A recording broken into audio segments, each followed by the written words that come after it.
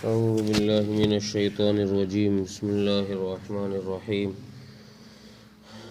الله ولي الذين آمنوا يخرجهم من الظلمات إلى النور والذين كفروا أولياؤهم الطاغوت يخرجونهم من النور إلى الظلمات أولئك أصحاب النار هم فيها خالدون.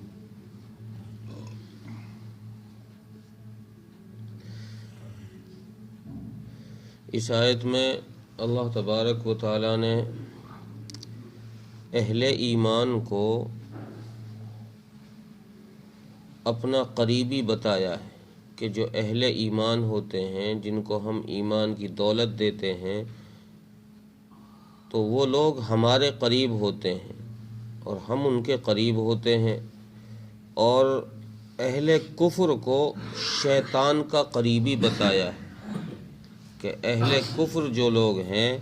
وہ شیطان کے دوست ہیں، وہ شیطان کی پیروی کرنے والے ہیں، شیطان کی بات ماننے والے ہیں۔ اور حضرت عبادۃ بن ابی لبابہ رضی اللہ عنہ یہ فرماتے ہیں کہ کچھ لوگ حضرت عیسیٰ علیہ السلام کی نبوت کے قائل تھے اور رسول اللہ صلی اللہ علیہ وسلم کی نبوت کا انکار کر رہے تھے، اور بعض کا قول یہ ہے، بعض نے لکھا ہے کہ بعض مفسرین فرماتے ہیں کہ حضرت مجاہد رحمۃ اللہ علیہ کا قول یہ ہے کہ کچھ لوگ حضرت عیسیٰ علیہ السلام پر ایمان رکھتے تھے اور کچھ لوگ رسول اللہ صلی اللہ علیہ وسلم پر ایمان رکھتے تھے۔ ان کے متعلق یہ آیت کریمہ نازل ہوئی ہے، اور اس آیت میں فرمایا یہ گیا ہے کہ اللہ مددگار ہے ان لوگوں کا جو ایمان لے کر آئے، ان کی اللہ مدد کرنے والا ہے۔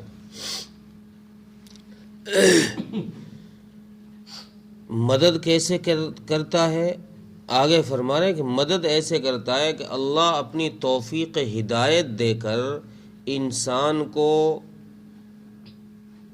اس کی نفسانی خواہشات اور شیطانی وسوسوں، ذہنی وسوسوں اور کفر تک جانے والے ہر شبہات سے نکال کر اس کو صراط مستقیم پر ڈال دیتا ہے، سیدھے راستے پر اللہ اس کو ڈال دیتا ہے۔ یہ اللہ تبارک و تعالیٰ کا ظلمتوں سے نکالنا ہے انسان کو ہدایت کی طرف، نور کی طرف۔ یہاں نور سے مراد ہدایت ہے کہ اللہ ہدایت پر لے کر آ جاتے ہیں۔ اب یہاں پر ایک چیز تو اس آیت سے یہ پتہ چلی کہ ایمان دنیا کی سب سے بڑی نعمت ہے۔ انسان کے لیے اللہ تبارک و تعالیٰ نے جو ایمان دیا ہے، یہ ایمان دنیا کی سب سے بڑی نعمت ہے، اور کفر انسان کے لیے دنیا کی سب سے بڑی مصیبت ہے۔ دوسری چیز اس آیت سے یہ بھی پتہ چلا کہ ایمان یہ عطیہ ہے اللہ تبارک و تعالیٰ کی طرف سے۔ اللہ جس کو چاہتے ہیں دے دیتے ہیں، یہ کوئی کسبی چیز نہیں ہے کہ کسی کو محنت کر کے حاصل کر لی جائے، تو اتنی محنت کر لو یا اتنے پیسے دے دو اس سے خرید لیا جائے، اتنی کوشش کر لو، نہیں۔ اللہ تبارک و تعالیٰ نے فرمایا کہ یہ فطری چیز ہے، ایمان جو ہے یہ فطری چیز ہے۔ ہم جسے چاہتے ہیں ایمان کے فیصلے کر دیتے ہیں، اور جس کے بارے میں دیکھتے ہیں تو اس کے بارے میں گمراہی کے فیصلے کر دیتے ہیں۔ تو اللہ تبارک و تعالیٰ نے انسان کو جو فطری چیز ہے اس کی طرف نکالا ہے۔ فطری چیز کیا ہے؟ وہ نور ہے، ایمان ہے۔ اور آگے فرما رہے کہ وہ لوگ جو کفر کرنے والے ہیں، یہاں پچھلی بات میں ایک چیز یہ بھی رہ گئی کہ جب یہ پتہ چلا کہ یہ فطری چیز ہے تو رسول اللہ صلی اللہ علیہ وسلم کی ایک حدیث ہے صحیح بخاری کے اندر، ابو ہریرہ رضی اللہ تعالی عنہ فرماتے ہیں کل مولد یولد علی فطرت الاسلام، کہ ہر پیدا ہونے والا بچہ وہ فطرت اسلام پر پیدا ہوتا ہے۔ تو اس حدیث سے بھی یہ پتہ چل رہا ہے کہ اصل فطرت انسان کی وہ ایمان ہے، وہ نور ہے، ہدایت ہے۔ جب انسان فطرت اسلام پر پیدا کیا جا رہا ہے تو پھر آگے حدیث میں فرمایا کہ اب چاہے اس کے ماں باپ اسے او یہودین او مجوسین او نصرانین، اب چاہے اس کے ماں باپ اسے یہودی بنا دیں، چاہے اسے مجوسی بنا دیں، آگ کا پجاری بنا دیں، یا اسے نصرانی بنا دیں، اب آگے ماں باپ کے پیچھے ہے کہ اولاد جیسی دیکھتی ہے کہ میرے والدین یہ کر رہے ہیں تو میں بھی یہی کروں، میرے والدین یہ کر رہے ہیں اور میں بھی یہی کروں۔ اور ہوتا بھی یہی ہے کہ بچہ اسی لائن پر چلتا ہے جس لائن پر ماں باپ کو چلتے ہوئے دیکھتا ہے۔ اگر ماں باپ نماز پڑھ رہے ہیں تو بچہ نماز بھی پڑھنا شروع کر دیتا ہے، ماں باپ کسی غلط فعل کے اندر مبتلا ہیں، بچہ اس فعل کی طرف چلنا شروع کر دیتا ہے۔ تو اصل فطرت انسان کی وہ ایمان ہی ہے جو اللہ تبارک و تعالیٰ نے اسے دیا ہے۔ آگے فرما رہے والذین کفروا اولیاءہم الطاغوت، اور جو لوگ کفر کرتے ہیں یعنی اسلام سے انکار کرتے ہیں، ایمان کا انکار کرتے ہیں، یہ شیطان کے دوست ہیں۔ ان کا دوست اولیاءہم الطاغوت، ان کے دوست شیطان ہیں، اب چاہے وہ انسانوں میں سے ہوں یا جناتوں میں سے۔ شیطان بھی تو دو طرح کے ہیں نا، ایک انسانوں میں بھی تو شیطان ہیں گے بدماش۔ جیسے تفسیر مظہری نے لکھا ہے کہ یہود میں سے حی بن اخطب اور کعب بن اشرف، یہ یہودیوں میں سے انسانی شکل کے شیطان تھے جو ہر وقت انسانوں کو ایمان سے بھٹکانے کے لیے دوسری طرف لے کر جانے کی کوشش میں لگے رہتے، انسانوں کو گمراہی کی طرف لے کر جاتے۔ یہ وہ لوگ تھے یہ جو انسانوں کو گمراہی کی طرف ہی لے کر جانا چاہتے، ان کو ہدایت پسند ہی نہیں ہے۔ اسی طریقے سے جناتوں میں سے بھی شیاطین ہوتے ہیں جو انسان کو گمراہی کی طرف لے کر جاتے ہیں۔ تو شیطان کا کام ہے کہ انسان کو اجالے سے اندھیرے کی طرف لے کر جانا، جنت والے راستے سے جہنم والے راستے کی طرف لے کر جانا۔ اور اللہ تبارک و تعالیٰ کا کام یہ ہے کہ بندے کی تڑپ کے مطابق اللہ تبارک و تعالیٰ بندے کو نور ہدایت کی طرف لے کر آتے ہیں، اس جہنم والے راستے سے ہدایت والے راستے کی طرف لے کر آتے ہیں۔ اور یخرجونہم من النور الی الظلمات، کہ شیطان کا کام یہ ہے کہ وہ نور پر جو چل رہا ہے، ہدایت پر جو چل رہا ہے، اب آ کر اس کے ذہن میں وسوسے ڈالنا شروع کرتا ہے، خیالات ڈالنا شروع کرتا ہے۔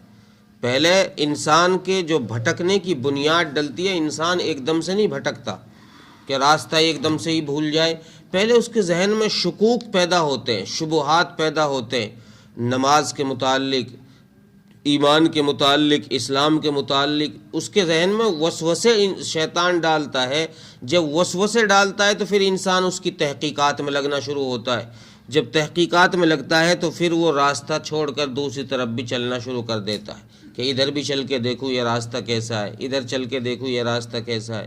پھر انسان گمراہی کی طرف چلنا شروع کر دیتا ہے، اور اس کی ابتدا شیطانی خیالات کی وجہ سے ہوتی ہے۔ اس لیے یہاں ایک چیز یہ بھی فرمائی کہ ان کے گمراہی کی طرف جانے کی نسبت شیطان کی طرف کیوں کی ہے، حالانکہ یہ بھی تو اللہ کی مرضی سے ہی ہو رہا ہے۔ جیسے ہدایت پر آنا اللہ کی مرضی سے ہے، اللہ کی مرضی کے بغیر تو دنیا میں کوئی پتہ نہیں ہل سکتا، تو ان کا گمراہی کی طرف جانا یہ بھی اللہ کی مرضی سے ہے، تو پھر اس کی نسبت شیطان کی طرف کیوں کی ہے؟ مفسرین فرماتے ہیں کہ وجہ اس کی یہ ہے کہ شیطان کی طرف اس لیے کی ہے کہ یہ عمل جو ہے گمراہی کی طرف جانا، یہ ہو شیطان کی وجہ سے ہی رہا ہے۔ فعل تو اس میں شیطان کا ہی ہے، لیکن چونکہ اللہ تبارک و تعالیٰ تو انسان کو اسی طرف لے کر جاتے ہیں جس طرف وہ جانا چاہتا ہے۔ اب یہ بندہ گمراہی کی طرف جانا چاہتا ہے تو اللہ تبارک و تعالیٰ اسے زبردستی نہیں روکیں گے، اللہ بھی اس کو اجازت دے دیں گے، چل بھائی ادھر جانا چاہتا ہے ادھر چلا جا، لیکن یہ ہو شیطان کی وجہ سے رہا ہے، شیطانی وسوسوں کی وجہ سے، اس لیے اس کی نسبت بھی شیطان کی طرف کر دی گئی ہے کہ یہ گمراہی شیطان کی وجہ سے ہے، راستہ بھٹکنا شیطان کی وجہ سے ہے۔ اب جو لوگ شیطان کی وجہ سے گمراہی کا راستہ اختیار کر رہے ہیں تو پھر ان کا ٹھکانہ کیا ہے؟ اولئک اصحاب النار، یہ لوگ دوزخی ہیں، جو شیطان کے دوست ہیں یہ دوزخی ہے، ہم فیہا خالدون، اس دوزخ میں یہ ہمیشہ رہیں گے۔ ایسا نہیں ہو سکتا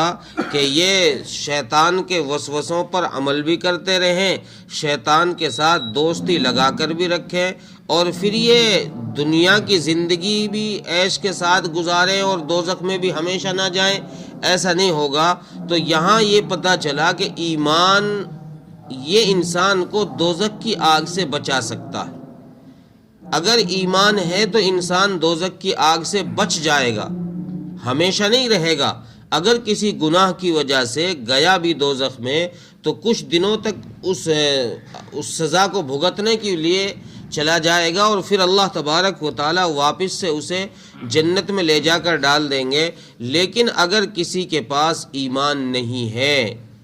اگر کوئی ایمان سے محروم ہے، اس نے اپنے ایمان کو بنانے کی فکر نہیں کی، اس نے شیطانی راستے اختیار کیے، شیطان کو اپنا دوست بنایا، تو پھر ان کے لیے جہنم سے نکلنے کی کوئی سبیل نہیں ہے، کوئی راستہ نہیں ہے، یہ لوگ ہمیشہ اس میں پڑے رہیں گے۔ اس لیے اس آیت کا خلاصہ یہ نکلا کہ اگر بندہ اللہ تبارک و تعالیٰ سے تعلق جوڑتا ہے،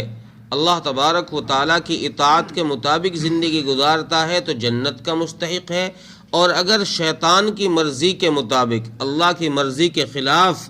زندگی گزارتا ہے تو یہ آدمی جہنم میں جانے کا مستحق ہے، یہ ہمیشہ جہنم میں ہی رہے گا۔ ترجمہ دیکھیں، اللہ ولی الذین آمنوا، اور وہ لوگ جو ایمان لے کر آئے اللہ ان کا مددگار ہے، یخرجہم من الظلمات الی النور، ان کو نکالتا ہے اندھیرے سے روشنی کی طرف، والذین کفروا اولیاؤہم الطاغوت، اور وہ لوگ جو کافر ہیں